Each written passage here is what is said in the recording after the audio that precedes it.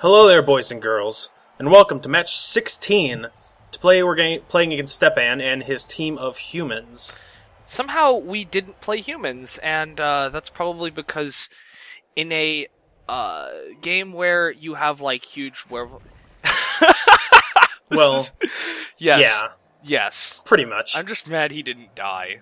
Yeah, there are 24 races, and we're on match 16, and we've been playing one race every turn, so we made it pretty far without playing humans, the face of Blood Bowl, as it were. Everyone, yeah, when you buy Blood Bowl, like the tabletop game, you get a set of humans and a set of orcs. And nobody likes humans because they're, like, shitty elves. Which is interesting because, humans are interesting. This is normally where you would tell me to talk about the team, so I'm just gonna do it anyway. SDS. Tell me about humans. No way. Okay, No way. that's fine. I run this show this time, not you. I mean, if you need me, let me know. Rebel. As he just destroys my front line. Yeah, well, welcome to humans. Mm-hmm. Humans are actually probably one of the most well-balanced teams. If you look, I think if you want to like look along the spectrum of standard teams that aren't like super skewed in one direction or the other, you can look at humans, orcs, and dark elves. Humans are kind of in the middle, with orcs being more bashy and dark elves being more elfy, but they're just kind of vanilla teams. Humans, like orcs, get 4 blitzers. In fact, orcs and humans are very much similar, I guess. They kind of average. Humans get 4 blitzers with block and 7-3-3-8, which is actually really nice. Oh yeah, Having 4 7 movement players is ridiculously useful. they're very versatile blitzers. They also have 50k linemen with 6 movement, which is actually remarkably rare. Like, most of the time, 6 movement on a lineman usually comes with a little bit of side extras, but they got 6-3-3-8 linemen, and that's pretty good. Mm-hmm. They also get a thrower that's 6-3-3-8 with pass and sure hands and passing access, and these are all good things. If you like passing, AG3 passing, oh, gross. Ew, gross. I don't know, they got pass and sure hands, and they don't have to roll doubles to create a passer. That's true. They, however, have the most trap player in the history of Blood Bowl, the human catcher. One may assume that one is supposed to catch the ball with a catcher. This is not actually true. One is supposed to take a catcher and immediately remove them from your team. Unfortunately, nobody told Stepan this because he has 2 of them. And they have a lot of skills. The thing about catchers is that they are 8 movement and 7 armor, but they're only 2 strength, and unlike Wood Elf catchers, which are also 8 movement, 2 strength, and 7 armor, they don't have 4 agility, which just makes them kind of shitty. They also have dodge and catch, but they don't have sprint, like the Wood Elf ones. And honestly, it's hard enough to justify taking a 2 strength player, even if they have a bunch of skills and high movement and stuff. It's even harder on humans, but I don't know, maybe you can have 1 or 2 just for reasons. His catchers are pretty good though, so I mean, I can't give him shit about it. They also have one of the best big guys in the game, in the Ogre. Yep. Ogres have Bonehead, so they fail an action on a 1, but that's pretty much it. Bonehead is probably the best of the negatraits because it has no real modifier for sucking extraordinarily badly. It's just kind of eh. They have Mighty Blow, Thick Skull. They have TTM, but there's nobody to throw on the human team, despite catchers being tiny babby men. You should be able to throw catchers. That'd be kind of broken, but it'd be awesome. Oh my god. I think humans would be the winningest team in the game if you could throw an 8 movement player. Yeah, but it'd be really cool to see, though. It would be awesome. But ogres are just very important as the lone higher than 3 strength player and a key part of the strength of the human lineup. They're really versatile. They have a good mixture of bash and not bash. One would presume to call it elfiness, but they would be wrong because there's nothing elfy about humans. Yes. It's just the part of the team that punches really well and the part of the team that pretends to handle the ball like a competent ball handler. And that is indeed what these humans are going to be doing. These humans are going to be very heavily skewed towards being fake elves, and so they're going to try to two-turn, and he's going to try to do some passing actions. As you could see from that first turn, his first movement was to pick up the ball, hand it off to a thrower, and run to the other end of the end zone. That's normally a move reserved for elf teams, for base 4 agility teams, and I guess Skaven. But he has it in him that he wants to two-turn here, and I'm not in a great position to defend it. I wasn't really expecting it, although I should have seeing how many SPP his catchers have. But he's going to go for it here. It's actually interesting. You can generally get a feel of how a person's going to play, even if you don't really know them, just by looking at how many SPP are on their catcher and how many SPP are on their thrower. And if the answer is a lot, then you expect a 2-turn touchdown. And so here we go. The benefit of being 8 movement, and the fact that most of my guys were on the ground because of a lot of very good knockdown dice from Stepan, means that he's going to be able to go ahead and score here. That was a suboptimal turn 1 for us. Yep. Leading to an instant score. This is actually a pretty scary team. Yeah. The only difference between humans and something like humans aren't as reliable with their elfy plays as elves are, but they bash pretty well. They got strength access on 5 players actually, because of the ogre. So they have lots of guard, lots of block, lots of mighty blow. So they bash pretty well. They lack the strength of orcs and the agility of dark elves, but they make up for it by being able to kinda elf and kinda bash at the same time. And for playing against Necromantic, another team who sort of prides themselves on being quite versatile, this is kind of I don't want to say this is a bad matchup for me, but it's not great, because he can basically out elf me sort of, and he can basically out bash me sort of. Sorta, he will definitely dunk your shit. Yeah, if my star players, if my positionals don't overperform, or at least just normal perform, then it might be a bad time. And so, of course, I'm gonna sort of fall into the trap of just punch the ogre and claw the establish ogre. Myself. Always claw the ogre. That's true. I see you moving into foul the ogre position as well. I hope so. God damn it. Maybe. The fact, or the thing is that thick skull. I do have a bribe, because Stepan wanted to induce a pair of wizards for me and him, but I was down 10k coming into this match, and he put 100, or I was up 10k and he put 150 into the pot, which gave him 150 but only gave me 140, because that's how numbers work. What a dick. I picked up a bribe for it.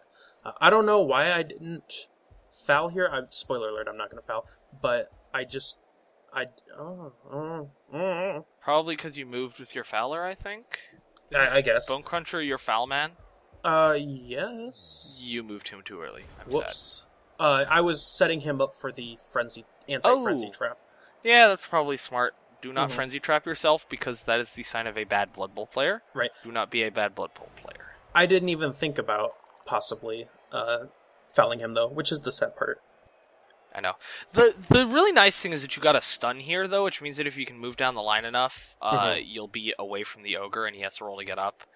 But the downside is that if you don't move very much, the ogre's just going to get up and immediately be in your shit. Yeah. Of course, being fake elves, being faux elves, he's just going to screen me out here and pass the turn. I'm not sure how much I like this screen, though. You could really jet through just by punching Carl the Short-Fingered out of the way. There are several places where I can, and I think ultimately I'm going to take advantage of Flesh Gordon's newly found guard skill. There's also that. I didn't even see that was that's a real weak point in his defense. Yep, and hey... we're going to take advantage of it. Yes! Let's get some SPP on Blitzer, because he's close to a level. Yes, more SPP is great. That puts him up to 26-28. Okay. I guess. I wasn't paying attention. 26. I don't know if it is now. Okay. I wasn't paying attention either. Great. We're doing a good job doing commentary here. not even watching the match. A lot of his players are on the right side of the field. That's true. And it's going to be really easy to screen those two downed players out and also keep those 3 on the right side out. Mm-hmm. So you're in a good position here. Relatively, he has a lot of guard, and he has a lot of tackle, which makes it very hard for... and he also has a catcher with shadowing and blodge, and so we have no real great way of putting that guy down. I mean, the upside is that he's only 2 strength, so it's really easy to just go punch him. If I don't get poused, but yeah. Yeah, well, if you don't get poused, there are a lot of things you can't do. That's fair. So we're just gonna half screen. Oh, my jaw just clicked real weird. We're gonna sort of half screen and half cage and hope for the best. I think that this is an okay position. You can tie up a lot of his dudes over there. Mm-hmm. I would definitely have put Grave Robin Williams into the please surf me so that you keep 2 players over there tied up surfing a 40k no skill lineman. That's fair. I would not have done that. Definitely would do that. Would not do that.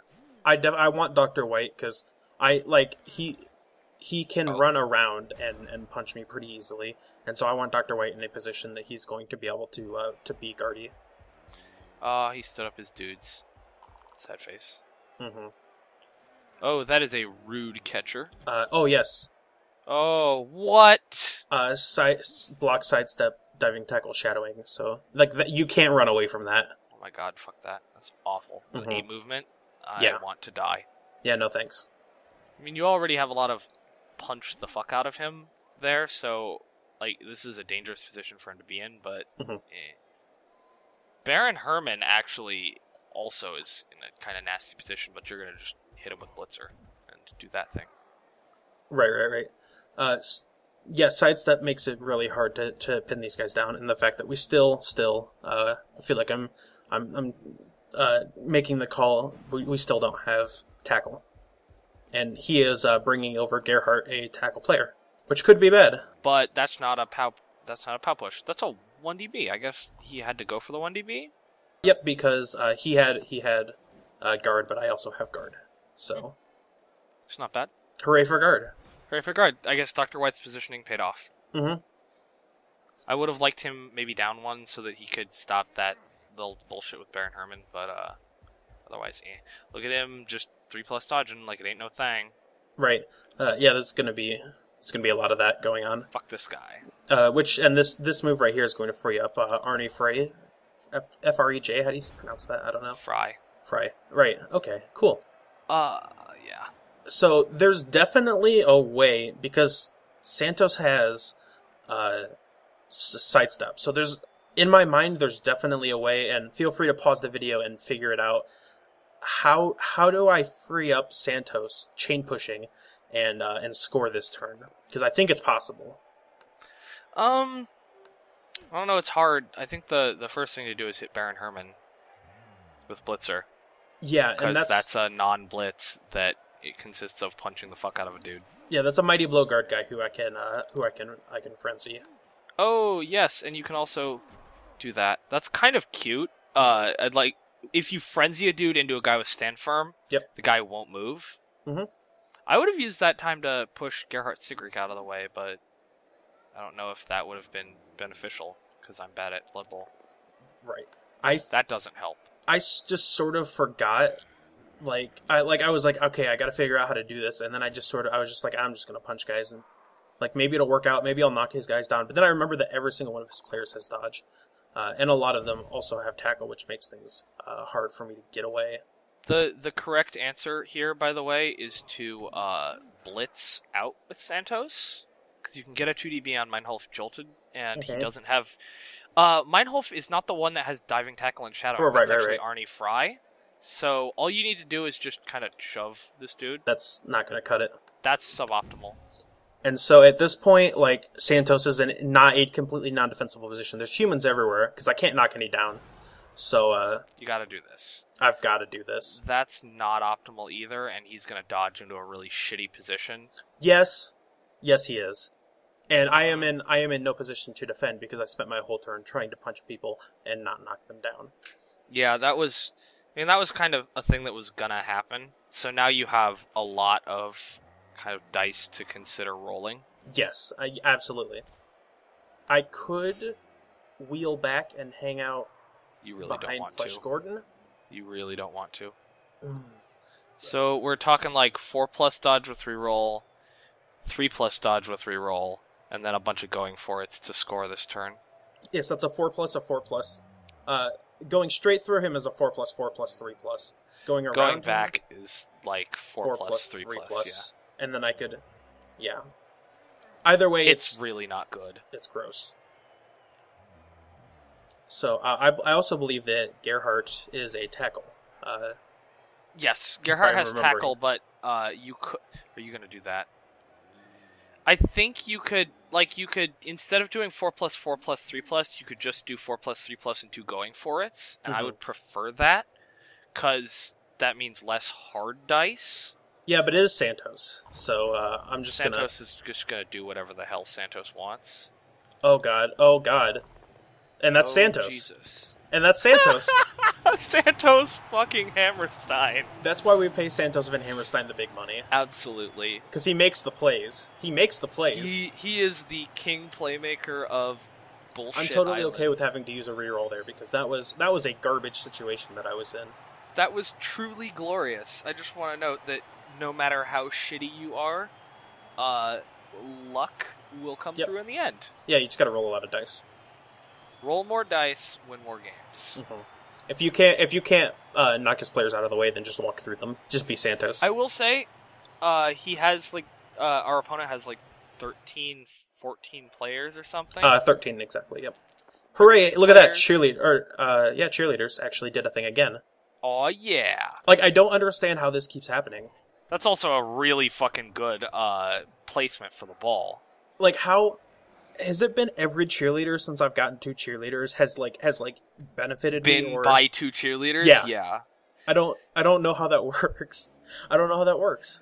Well, pretty sure the cheerleaders are the personification of RNG. Yeah, I've got to give some shout out to my girls. You have exactly 2 of them, which amusingly enough reduces your cheerleader count on the side of the field. Yeah. But it definitely improves your chance of getting free rerolls. R.I.P. the head cheerleader. I mean, I'm not going to say that they're valuable. No. Well, they're valuable, but I'm not going to say they're good value. They're funny. But if you believe in voodoo, then cheerleaders are amazing. They've worked so far. It's true. Any game in which you get a reroll from cheerleaders makes them automatically worth their money. Yep. Unless you have 10 of them, in which case it's not worth the money because you could just buy a reroll. This LP might be the only case in history where buying cheerleaders has been worth it. Yeah, it's been paying off. In general. If you look to any time in which cheerleaders have been purchased, generally the result is don't care. Mm-hmm. So he's committing really hard on the right side, and I really wish Beef Slab wasn't in the middle of fucking nowhere. Yes, that is an unfortunate side effect of putting Stand Firm on the sideline. That is an unfortunate side effect of put your fucking players with movement in the right place. I get Stand Firm on the corners is cool, but I don't know what to think, because, not having Stand Firm on the sidelines means that you just get run through. Yeah. Which isn't great, but having Stand Firm on the sidelines in this case means that your Stand Firm is then nowhere near the actual match on one side of the field. Right. And in this case, he went with Beef Slab. Because Beef Slab is my boy. Oh my god, I can't, people keep going down. It would be totally cool if we didn't have KOs all over the place. Yeah, well, you can't always get what you wish for. Well, it's true. So this is a pretty garbage position, I would say so. For him or for you? For both of us, kind of. It's probably better for him because all of his players are in a place where they can make shit happen. Yep. And he has the movement and the skills to get the ball where it needs to be. Pretty much. So now we are going into the vaunted double deep screen. Yes, that is correct. We're going to we're gonna play a little saucy here. I also like the double deep screen with Stand Firm in front, Yeah, like just makes you a total dick. mega guaranteed. So we're gonna go for it a little bit. We're gonna sort of force him to move. We're balling out of control with El Hijo and Yep. Blitzer. The way I see it, if I can force him to move that ball even faster, then I can at least try to get the ball back again and score. And it's a 2-2 half, which is probably, I believe, is the highest scoring half we've had so far. I would also like to note that if you force him to cage, that's a really good thing. Yes, because one of the absolutely. things about passing plays is that you can have all your players actually in like impact positions downfield, while you only have one person there.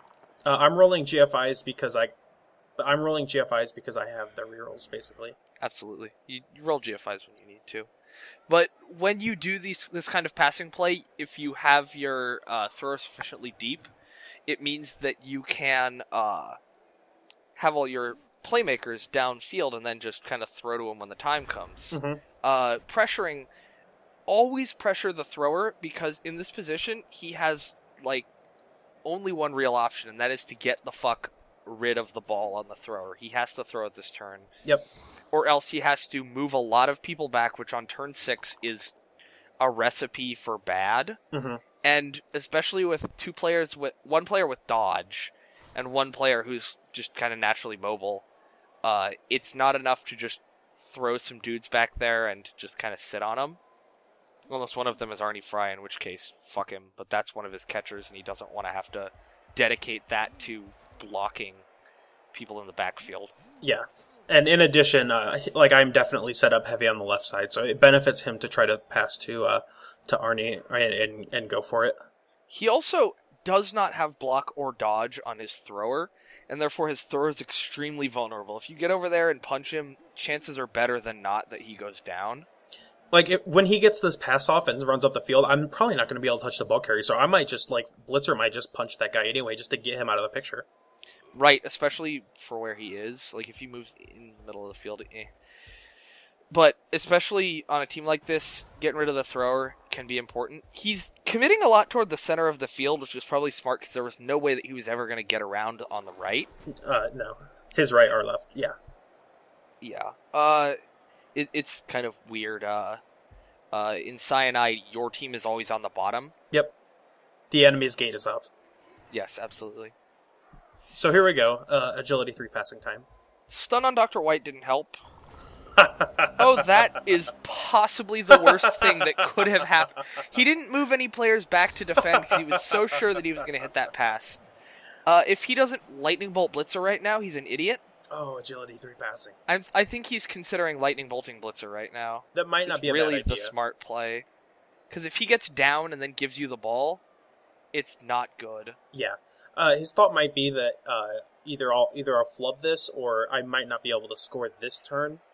The other thing is that McGruff gets through, because McGruff is so far... He didn't touch McGruff because he was hiding behind Flesh Gordon. Nope. So McGruff now gets to come in and just go ham. Yes, I get 4 blocks at a guy without block or dodge, so we should probably not. I choose not to step on the ball because this could be the turn that I score. Of course, it's all pushes, so that means that it's not the turn that you score.